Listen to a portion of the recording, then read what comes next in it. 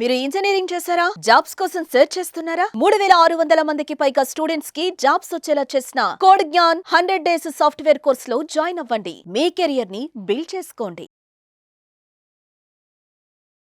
నమస్తే, welcome to Suman TV. నేను మీ జవేరియా. చాలా వరకు ఈ మధ్య కాలంలో love affairs and live in relationship problems ఎక్కువ అవుతున్నాయి. సో అసలు ప్రాబ్లం ఎక్కడ వస్తుంది, ఎందుకు వస్తుంది తెలుసుకోబోతున్నాము సైకాలజిస్ట్ విజయ సింఘం గారితో.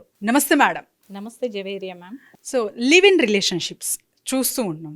చాలా వరకు అమ్మాయిలు ఒక టైం పీరియడ్ వరకు చాలా బాగుంటారు. ఆ తర్వాత ప్రాబ్లమ్స్ స్టార్ట్ అయినప్పుడు ఎక్కువ అబ్బాయిల పైన కేసులు వేయడం అండ్ తర్వాత బ్లేమింగ్స్ కానివ్వండి, ఇలాంటివి జరుగుతున్నాయి. సో అసలు problem ఎక్కడొస్తుంది?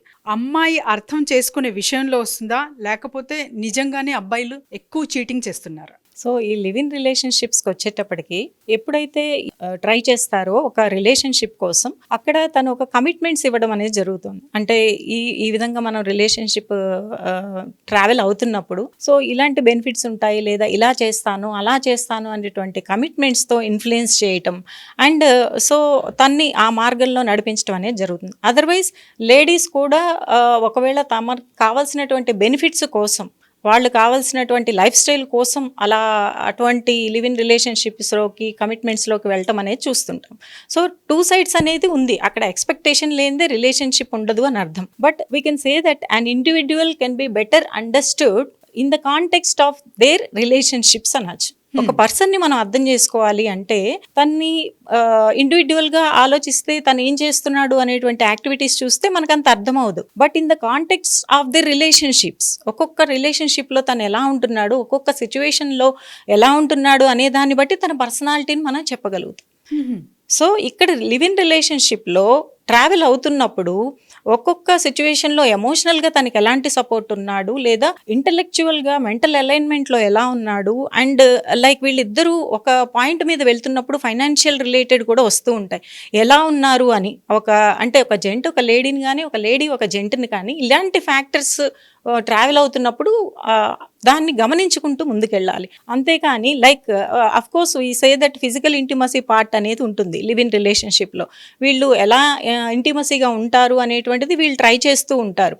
That is only one part, but all the other parts also there we have to see for. So emotional alignment ఎంత ఉంది, మెంటల్ అలైన్మెంట్ ఎంత ఉంది, ఫైనాన్షియల్గా వాళ్ళు ఏ విధంగా స్టేబుల్గా ఉంచుతున్నారు నిన్ను, లేకపోతే ఏ విధంగా డిసడ్వాంటేజ్ ఏమైనా తీసుకుంటున్నారా, ఇటువంటి ఫ్యాక్టర్స్ అనేవి అన్నీ చూసుకుంటూ వెళ్ళాలి. అలా కాకుండా ఈ లేడీస్ ఏంటంటే ఒక వల్నరబుల్ ఫ్యాక్టర్ దాంట్లోకి వెళ్ళిపోయి ఏంటంటే మాకు అది కావాలి ఇది కావాలి, లేదా లగ్జరియస్ లైఫ్ స్టైల్ ముందుగా నాకు కావాలి అనేటువంటి దాంట్లో వల్నరబుల్ స్టేట్లోకి వెళ్ళిపోయి ఈ ఎమోషన్ అనేది ఎక్కువగా ఫూల్గా అవ్వడం వల్ల వాళ్ళు అక్కడ లీనియన్స్ ఇవ్వడము అండ్ ఈ ఫిజికల్ ఇంటిమసీ అనేది ఎక్కువగా దాంట్లో ట్రావెల్ చేయటం వల్ల ఏమవుతుందంటే లీనియన్స్ వచ్చేస్తాం.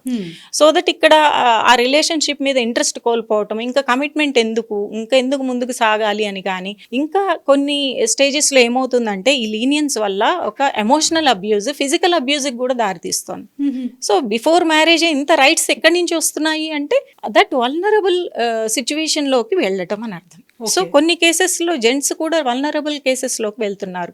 సో వాళ్ళు చాలా ఎమోషనల్గా ఉండడం, ఎవరో ఒక పర్సన్ని కోల్పోవటం, ఈ పర్సన్ని వాళ్ళ ఫ్యామిలీలో ఒక పర్సన్ లేకపోవటం, ఆ పర్సన్ని ఇక్కడ వచ్చినటువంటి లివ్ ఇన్ రిలేషన్షిప్లో ఉన్న ఒక అమ్మాయి ద్వారా తను అనుకోవటం, చాలా ఎమోషనల్గా ఫీల్ అయిపోవటం, అంత డిపెండెన్సీ చూపించడం వల్ల వాళ్ళు కూడా లీనియన్స్ తీసుకోవచ్చు. సో టూ సైడ్స్ ఏంటంటే ఎమోషనల్గా ఒక ఫూల్గా అవ్వకుండా లాజికల్గా ఆలోచించాల్సినటువంటి అవసరం ఉంటుంది. లవ్లో ఉన్నారంటే జస్ట్ ఎమోషనే అక్కడ ప్లే అవుతుంది, లాజిక్ అనేది పనికిరాదు. మరి లాజికల్ థింకింగ్ ఎలా యూజ్ చేయాలి? సో ఇక్కడ ఎమోషన్ అనేది మనకి ఎమోషన్స్ లేనిదే హ్యూమన్స్ లేరు అని చెప్తాం మనం, అవునా?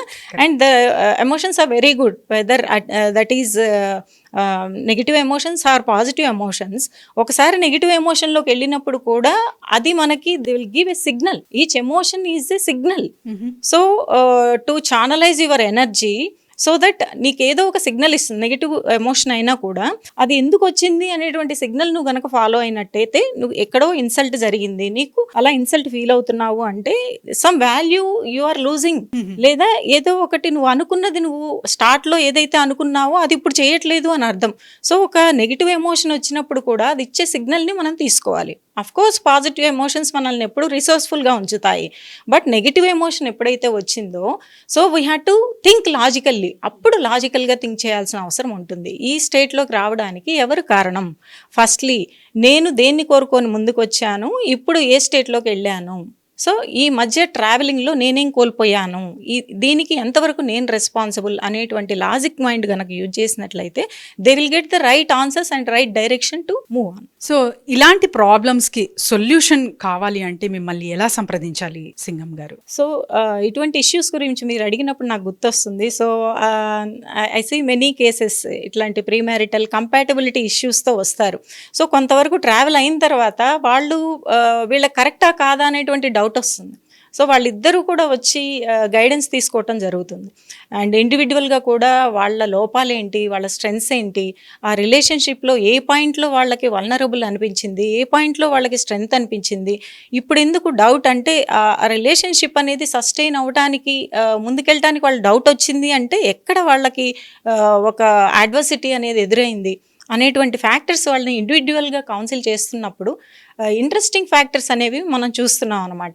సో వాళ్ళు ఏ రాంగ్ స్టెప్ వేయటం వల్ల అలా జరిగింది, లేకపోతే ఏ సెన్సిటివ్ లైన్ అనేది వాళ్ళు క్రాస్ చేయటం వల్ల ఇలా జరిగింది, ఎమోషనల్ ఫూల్ అవ్వడం వల్ల వాళ్ళు ఎంత కోల్పోయారు, సో ఈ లాజికల్గా ఆలోచించకుండా వేసిన స్టెప్ వల్ల వాళ్ళకి వచ్చినటువంటి కాన్సిక్వెన్సెస్ ఏంటి, ఇవన్నీ కూడా ఇటువంటి కేసెస్లో వచ్చినప్పుడు ఇంకా మనకి అర్థమవుతూ ఉంటుంది అనమాట. వాళ్ళని గైడ్ చేసి ముందుకు తీసుకెళ్ళటం సో దట్ ఆ కంపాటబిలిటీ ఇష్యూస్ నుంచి వాళ్ళకు ఒక క్లారిటీతో వెదర్ అది సస్టైన్ చేయాలా లేదా దాని నుంచి బయటపడాలా అనేటువంటి క్లారిటీతో వాళ్ళకి గైడెన్స్ అనేది లభిస్తుంది అనమాట.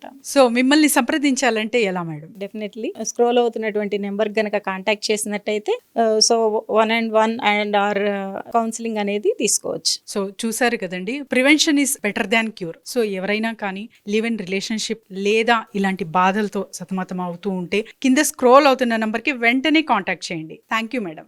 Thank you ma'am. సుమన్ టీవీలో మీ పర్సనల్ అండ్ బిజినెస్ ప్రమోషన్స్ కోసం కింది నెంబర్కి కాంటాక్ట్ చేయండి.